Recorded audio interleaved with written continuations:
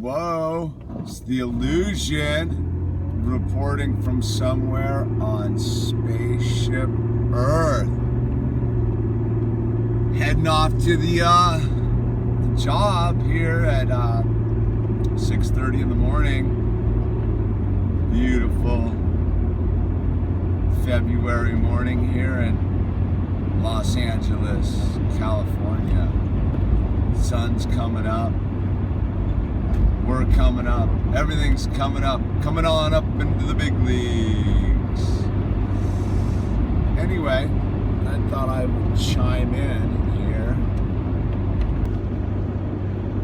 about the transitions. So, I've been getting a number of emails from young people kind of stuck in dead-end realities. Middle-aged people, all sorts of people stuck in dead-end realities out there, right?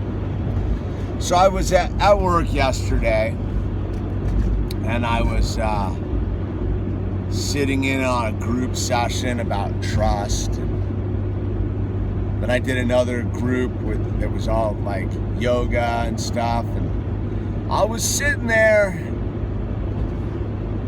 and I began to observe my thoughts, and I began to observe the situation free of the confines of my body, and I was like, oh wow, this is all for me. Like, this is all for me. And like, what do I mean by that is the outside world's just a reflection of my inner self. And so here I am, I'm in this day of work. Ooh, look at the sun.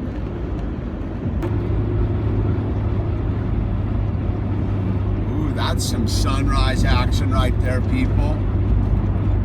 So, realizing that the outer world's a reflection of my inner self, I'd realized that my world had calmed radically because my perception of the world I exist in had altered, and the new landscape was beginning to appear. And that's the thing is, the first thing you must do to affect change in your world is affect change in yourself, right? I'm not getting it focused. There it is. Ooh, nice. And so, the last couple months, right, were me affecting change in self. Affecting change in self. So, the first thing I had to do to affect change in self was realize it was time to move on from the old circumstances, the old story. Up there at the job site with the guys and the drama and the busted fingers and the cuts and the scrapes. And it was time to change my story. So the first thing I had to do was just change the story, which is mix up the snow globe, right? And then became the process of acceptance. Like, I had to accept that I had changed the story and there was no turning back, and that everything I was going to be looking at from here on out was an unknown. And basically I did that from the beginning of December to the beginning of February. And in that process is where all the growing occurs, the spiritual growth, the emotional growth, the mental growth, because a lot of it was about surrendering and having faith and understanding that, for me personally, I believe that God and the universe and the universal flow and source energy have a plan for me, and that when I stop resisting the plan, it's allowed to flow in the proper direction. And yet, I'm a human being full of all sorts of preconceived stories, preconceived notions that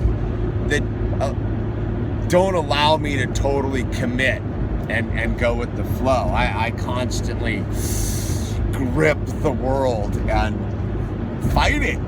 Try to swim backwards, try to swim upstream instead of just allowing myself to flow with the water downstream and pick up momentum. And so the observer, right? What is the observer?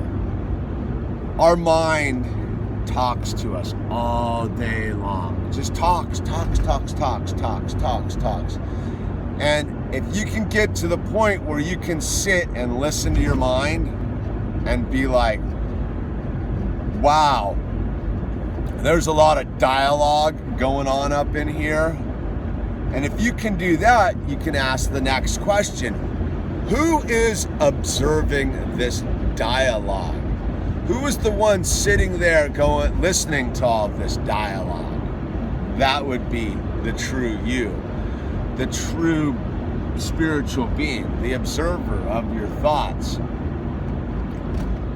And once you can get to that space of realizing you are not your thoughts, you are not all this chitter chatter going on in your brain that tells you, you're a male, you're a female, you're white, you're black, you're Chinese, you're unemployable, you're employable, you're a rock star, you're not a rock star. The mind tells you all sorts of things that have absolutely no validity in truth. And for me, that's the hardest part in transitional journeys is to realize that the ego, as the voice inside your mind, is going to try to hijack you anytime you're changing your world for the better.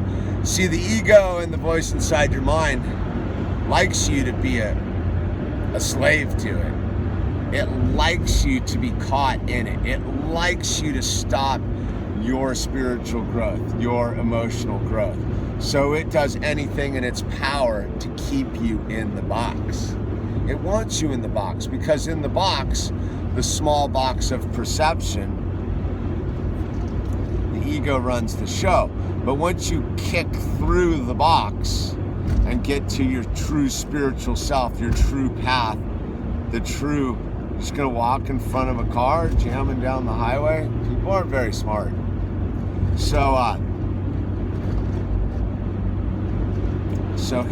here we are, right? I was observing my new reality, not as the voice inside my head, but as the observer of the voice inside my head, which is like 3 steps removed from what's actually going on around me.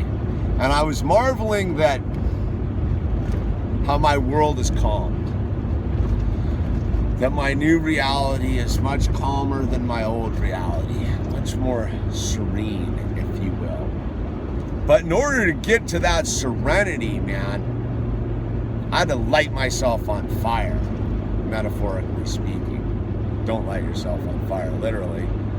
But metaphorically speaking, I had to burn it all down again to get to new calm. Because every time you escape one box, there's another box of perception. And the first part of the new box of perception is just to get used to it, to figure out the parameters of that box and allow yourself to be in the box, because there's lots of treasure in every box. Boxes have treasures in them. And so then eventually your box will be just a box, because you'll have discovered all the treasures and you will realize the parameters of your box. And then it'll be time to break through that box and get to the next box. It's sort of like a video game, right? Just keep moving through the levels. Each level gets harder and harder, man. So I look at my last level was, super hard, man. Got a new baby. I got the hologram, I got the minigram, I got this mountain of bills, and yet had to burn it all down or stay a slave to that box. And the slave of that box is where the ego exists. And then the ego can do all sorts of like madness to you and really like kind of destroy you from within. So for all you young ones out there, especially this one kid who was like stuck in LA, moved out here with his girlfriend, living at the parents' house. They're both at jobs where they can't quite eke out their existence. You got to do the work inside first. You have to decide that you want to change your reality. And the first step to changing your reality is to change your perception of the reality you already inhabit. Because you can't go over there until you go right here. And that's always the hardest part, is looking inward and being like, okay, the only way I can change my job setting, my financial setting, my life setting, my relationship with God setting is to change my setting with me, dude. Because if you hate yourself, how can anyone love you? If you can't employ yourself, how can anyone else employ you? If you live in spiritual poverty, how do you expect to live in any sort of like material abundance? And so the thing is, it's always an inside job. It's always looking at yourself and being like, why am I inhibiting myself? What is it in me that's making this outside world totally lame? And like, that was the thing where I was observing the new reality and being like, the last couple months of like internal work. And I've been pretty public about, going through it, has finally begun to like solidify, to become reality. And it's not an easy journey, man. It's not an easy journey. They say the longest trip you will ever take is from your head to your heart, man. And I profoundly believe that. I got to end this video because I can't have the residence I'm pulling into show up in the background. I think I kind of got my point made, but here's my ad for some new t-shirts. The Illusion is President t-shirt.